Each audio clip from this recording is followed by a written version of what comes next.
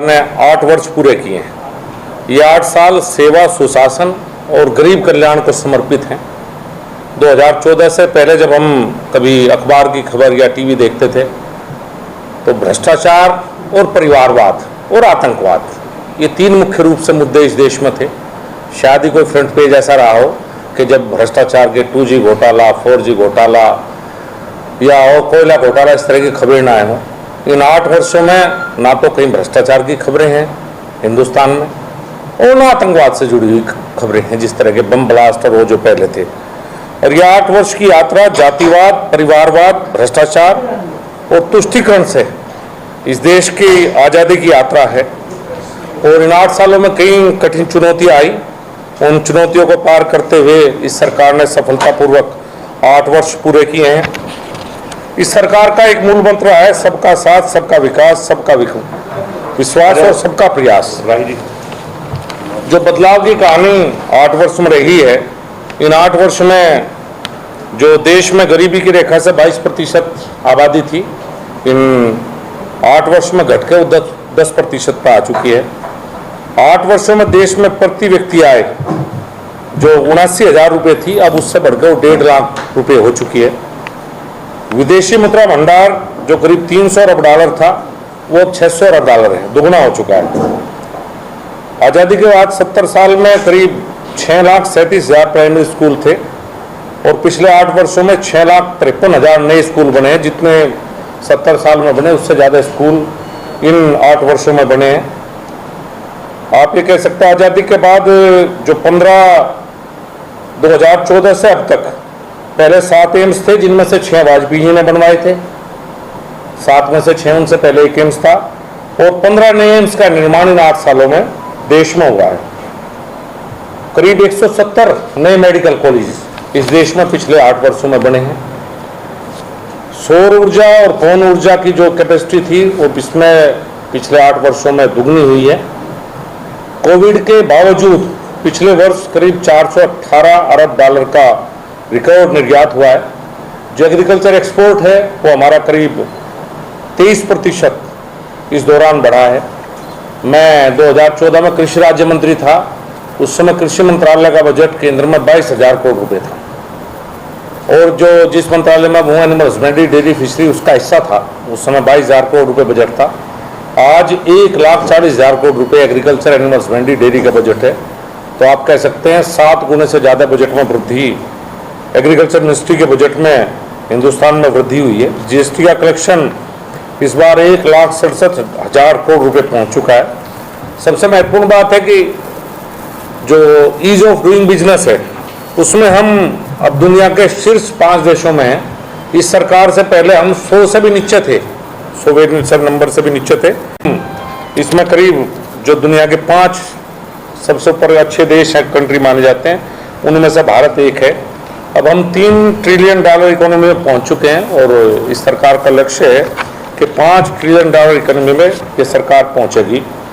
ये मोटे तौर पे वो बातें हैं कि जो सरकार में बेहतरी के काम हुए। इस सरकार ने, चूँकि जो समाज का सबसे नीचे का तबका था, गरीब वर्ग था, चाहे वो किसी जाति, किसी धर्म से हो, उसके लिए भी बहुत सी योजनाएं शुरू की। और पहले जो गरीब से संबंधित योजनाएं थी वो कहीं कागजों में रह जाती थी और गरीब तक पहुँचने में बीच में समाप्त हो जाती थी। इस सरकार का सबसे अच्छे ट्रैक रिकॉर्ड की बात यह है कि जो योजना भी प्रधानमंत्री के द्वारा देश में शुरू की गई, उस योजना का इम्प्लीमेंटेशन ग्राउंड पे कैसे हो, ये सुनिश्चित भी माननीय प्रधानमंत्री जी ने किया है। गरीबों के लिए गरीब कल्याण अन्न योजना, इसका जो खर्च है वो 3,40,000 करोड़ रुपए इस देश में हो चुका है। करीब 80 करोड़ लोगों को ये मुफ्त में राशन मिल रहा है। किसान सम्मान निधि है, 12 करोड़ किसानों को लगातार मिल रही है। 1,80,000 करोड़ रुपए किसानों के पास पहुंच चुके हैं इसमें, और ये भी DBT के थ्रू है। इसमें कहीं बीच में कोई बिचौलिया नहीं है, कोई बात नहीं है। आयुष्मान भारत में 55 करोड़ लोगों को 5 लाख का मुफ्त बीमा है। उसमें 18 करोड़ लोगों के आयुष्मान कार्ड जारी हो चुके हैं।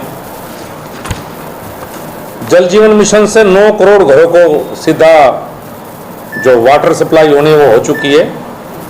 उज्ज्वला योजना में 9 करोड़ लोगों को गैस के कनेक्शन मिले हैं। प्रधानमंत्री आवास योजना में अभी तक देश में 2 करोड़ 38 लाख लोगों को घर मिल चुका है। करीब 11 करोड़ शौचालय इस देश में बने हैं। प्रधानमंत्री मुद्रा योजना में 24 करोड़ से ज़्यादा के लोन वितरित हुए हैं। इसके साथ साथ मैंने कुछ मुजफ्फरनगर डाटा भी इसमें लिया था, तो देश का डाटा है। मुजफ्फरनगर डाटा भी आपको बता दूं, मुजफ्फरनगर डाटा भी हमें पता होना चाहिए।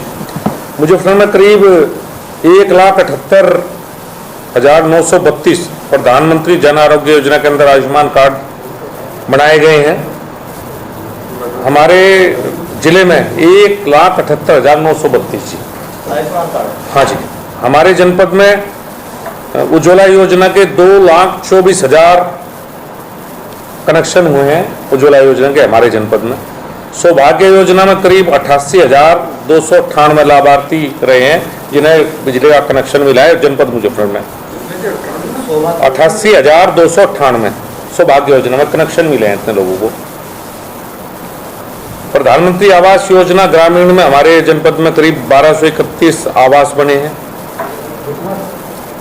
प्रधानमंत्री आवास योजना शहरी में करीब 13,504 आवास का कार्य पूर्ण हो चुका है जनपद मुजफ्फरनगर में। 504 शहरी में 13,504 और ग्रामीण में 1231। प्रधानमंत्री किसान सम्मान निधि हमारे जनपद मुजफ्फरनगर में 2,20,271 लाभार्थी हैं हमारे टोटल। 2,20,271 जिन्हें 339 करोड़ रुपए आ चुके हैं जनपद मुजफ्फरनगर इसमें। प्रधानमंत्री मुद्रा लोन योजना में मुजफ्फरनगर में 83,500 लाभार्थी रहे हैं इसके, जिनमें 171 करोड़ रुपए उन्हें दिए गए हैं। ये है जी 13 चंगुल से इन्हें 50,000 तक का लोन दिलवा के सभी रेहड़ी पटरी वालों को जितने मुजफ्फरनगर जनपद में इस योजना का लाभ दिलवाया जाएगा। 50,000 तक का लोन बिना ब्याज का इन्हें मिलेगा और हमने इसकी सूची बनाने की शुरुआत कर दी है। कैंप लगाए जाएंगे और कैंप लगा के सभी रेहड़ी पटरी वाले गरीब जो रेहड़ी लगाते हैं उन्हें इसमें जोड़ा जाएगा। कुछ ऐसी विवादित समस्याएं थी जो देश में कभी आज़ादी के बाद किसी ने छूने का प्रयास नहीं किया, ये आप सबको पता है। मैं ज़्यादा तो इसमें क्या बताऊं, चाहे वो धारा 370 हो, अयोध्या का राम मंदिर हो, ट्रिपल तलाक हो, नागरिक संशोधन हो, ये ऐसे मुद्दे हैं कि जो लगातार सबके संज्ञान में है, जो इस सरकार ने इन 8 वर्षों में हल करने का काम किया है। जो भारत की पुरानी संस्कृति उस पर विशेष फोकस इस सरकार का रहा है, चाहे वो अयोध्या के मामले में हो, चाहे वो काशी में भव्य कॉरिडोर बना हो, Ramayana circuit, Mahabharata circuit, Buddha circuit, इन पर लगातार काम चल रहा है। कि बाबा केदारनाथ के जो धाम है उसका पुनरुद्धार हुआ है, सोमनाथ का विकास अलग से किया गया है और जो कुछ ऐसे स्मारक हैं जैसे जलियांवाला बाग का स्मारक बनवाया गया है, बाबा साहब भीमराव अंबेडकर से जुड़े हुए उनका एक बम्बई में बनवाया और उनका घर जो इंग्लैंड में जो रहे थे उस घर को भी भारत सरकार ने उनका स्मारक घोषित कराया खरीद के। इस तरह के बहुत से काम जो इस सरकार ने करने का काम किया है। कोविड के दौरान शायद ये देश पहला ऐसा देश था कि जिसमें वैक्सीन दूसरे देशों में आने के बाद 10 साल या 15 साल बाद हिंदुस्तान में आती थी। 9 महीने के अंदर अंदर कोविड में भारत में 2 वैक्सीन का खुद की देश में बनाई गई, पहली बार। नहीं तो हम हमेशा बाहर से वैक्सीन लेते रहे और पहली बार भारत ने 100 से अधिक देशों को दवाई और वैक्सीन में मदद की है। और देश में कोई मेडिकल कॉलेज और हॉस्पिटल अब ऐसा नहीं है जिनमें ऑक्सीजन प्लांट की स्थापना न की गई हो। साथ के साथ अब आज़ादी के अमृत महोत्सव के अवसर पर पहली बार हर लोकसभा क्षेत्र में 75 तालाब हमने लिए हैं, जिन तालाब को अमृत सरोवर के नाम पर विकसित किया जाएगा। आदरणीय प्रधानमंत्री जी की सोच है। लोकसभा में लिए गए 75 तालाब हर लोकसभा में लिए गए हैं। आपने आंकड़े बताए भाई साहब, ये जिले के बताए आपने? नए जिले के बताया जी, पहले पूरे जिले के जी, जिले के आंकड़े 75 तालाब हर लोकसभा में दिए गए हैं। क्योंकि इसमें प्रधानमंत्री जी का कहना था कि सांसद इससे जुड़ें और सांसद इसकी देखभाल करें। इन 75 तालाबों को, हर तालाब को किसी गांव, जिस गांव में भी तालाब है, हमने 75 तालाब सेलेक्ट हो चुके हैं, कुछ का काम शुरू हो चुका है। और जिस गांव में तालाब है उस गांव का अगर कोई स्वतंत्रता सेनानी रहा हो या शहीद हुआ हो तो ये अमृत सरोवर का नाम उसके नामकरण पर किया जाएगा। ये गांव वाले तय करेंगे हमारे गांव का कोई भी वहाँ शहीद है या स्वतंत्रता सेनानी, उसके नाम पे इस तालाब का अमृत सरोवर का। हाँ जी, ज्यादातर प्रयास ही है। दोनों तरह की बातें हैं कि कोशिश ये है कि जहाँ मुक्त हो सकता है मुक्त किया जाए, लेकिन इसे कोई मैं कहूँ कि मैं ऐसा कर दूंगा वो तो मैं नहीं कह सकता होगा। लेकिन प्रयास है कि तालाब जो है बचे रह जाए, अच्छे हो। और हर तालाब पे एक जगह बनाई जाएगी जहाँ 15 अगस्त को ध्वजारोहण होगा, गाँव इकट्ठा होकर वहीं पर ध्वजारोहण होगा। जो तालाब हम सरोवर बना रहे हैं उसके साथ साथ एक स्थान बनाया जा रहा है जहाँ ध्वजारोहण किया जा सके। इस पर काम शुरू हो चुका है। इससे अलग भी कुछ काम केंद्र से जो बड़े हुए हैं वो आपकी जानकारी में सारे के सारे काम हैं। चाहे 2 नए नेशनल हाईवे बने हैं, पानीपत कटिमा और मेरठ करनाल रोड। और सरकार की सबसे बड़ी बात ये रही कि सरकार में घोषणा हुई, टेंडर हुए और काम जमीन तक इसी सरकार के कार्यकाल में पहुंचा है। पहली कार्यकाल में जैसे पहले सरकारों में घोषणाएं होती थी, यहाँ इस रेलवे लाइन के दोहरीकरण की घोषणा मुझे लगता है मुझे कोई सांसद ऐसा नहीं रहा होगा जिसने घोषणा नहीं की कि ये हो गया। आप लोगों के आशीर्वाद से ये सौभाग्य है मुझे की जनता के आशीर्वाद से सरकार में मिला के काम शुरू भी हुआ और मेरे कार्यकाल में काम समाप्त भी हुआ। इलेक्ट्रिफिकेशन का काम भी, और सब रेलवे स्टेशन जितने मुजफ्फरनगर जनपद में पड़ते हैं सब रेलवे स्टेशन नए बनाए गए हैं। 1920 के बने हुए थे सारे। 100 साल बाद नंबर आया रेलवे स्टेशनों का, इलेक्ट्रिफिकेशन का और दोहरीकरण का। और जो 2 नेशनल हाईवे पर काम चल रहा है, ये भी बात है कि मेरे कार्यकाल में शुरू हुआ और मेरे कार्यकाल में दोनों नेशनल हाईवे बनकर तैयार हो जाएंगे। अब एक नए नेशनल हाईवे की बात है, शायद ये हरियाणा में अम्बाड़ा से शुरू होकर हमारे जनपद मुजफ्फरनगर में देखो कहाँ आएगा, वो तो जब होगा उसके बाद पता लगेगा। मैं भी आदरणीय गडकरी जी से मिला था, उन्होंने आदेश कर दिए हैं कि इसका सर्वे कर लिया जाए। कि हमारी सोच यह है कि किसी तरह से गंगा एक्सप्रेसवे जो बन रहा है मेरठ से और उधर तक जाएगा पूरे पूरब तक और इधर अम्बाड़ा तक, उसको जोड़ता हुआ मुजफ्फरनगर जनपद से एक हाईवे निकले, अम्बाड़ा को जोड़े, इधर हम हरियाणा और पंजाब से जुड़े और इधर हम पूर्वी उत्तर प्रदेश से जुड़ेंगे। तो देखो ये खतौली जाएगा, दोरड़ा जाएगा, 20 की DPR अभी सर्वे इसके शुरू होंगे।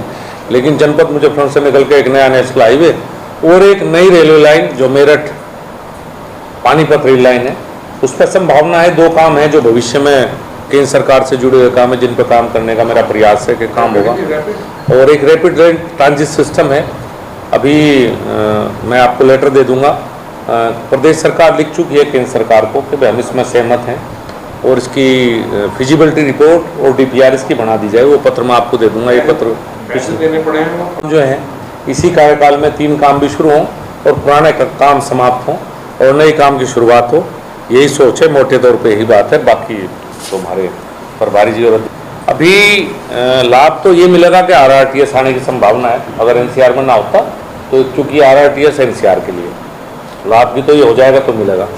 दूसरा जो लाभ है वो बहुत बड़ा मिलने की संभावना रहती है, वो ये है कि NCR में आने वाले शहरों के विकास के लिए NCR जो का डेवलपमेंट फंड से पैसा मिलता है वो कर्ज के रूप में मिलता है, बहुत कम इंटरेस्ट पर। अगर शहर नगर पालिका कोई DPR बनाती है जिसकी आवश्यकता शहर में हो इस काम के लिए, तो उसके लिए बहुत कम उस पर इंटरेस्ट पर पैसा मिलता है, जो आज तक दुर्भाग्य से हम नहीं ले पाए। अब ये काम नगर पालिका का है कि कोई DPR बनाए, प्रपोजल भेजे तो उसमें से पैसा मिलेगा और RRTS आएगी, यही बात है।